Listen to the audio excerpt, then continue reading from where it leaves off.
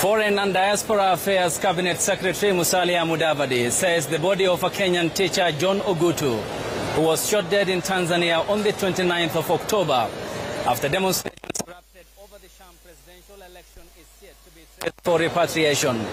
Appearing before the National Assembly this afternoon, the Prime Cabinet Secretary also defended the first family against accusations of profiting from the slave trade in domestic workers seeking employment in Saudi Arabia and the Gulf region.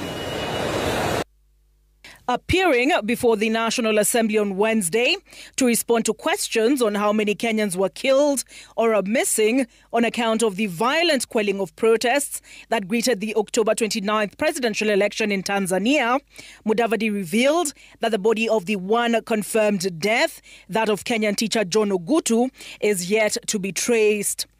The Kenya High Commission, with the support from Sky Schools, conducted visits to government hospital mortuaries in Dar es Salaam to trace and identify the remains of Mr. Ogutu. However, these efforts have so far been unsuccessful.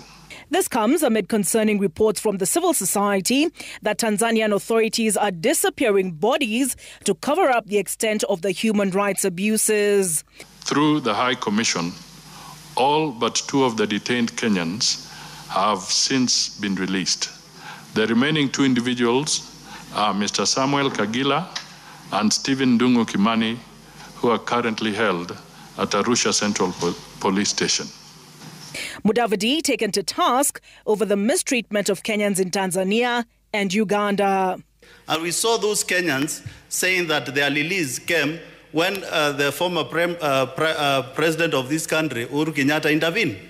That the former president engaged the Ugandan government to release Kenyans from there. As who, Mr. Speaker? An ordinary citizen who was retired, Mr. Speaker, who was just doing his farming in Gatundu, Mr. Speaker. We should all collectively move away from bordering on entering into xenophobia, where we start having unnecessary hostility against citizens of other friendly countries. Questioned on a New York Times report that fingered senior politicians and even the first family for profiting from the mass export of domestic workers to Saudi Arabia, where they're subjected to inhumane conditions, Mudavadi cried defamation.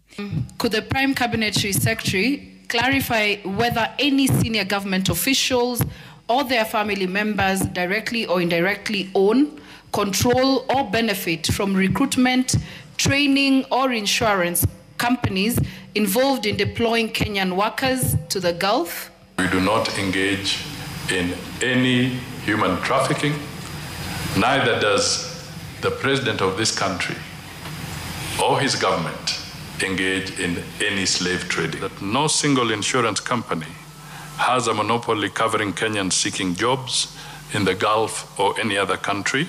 Olive Burrows, Citizen TV.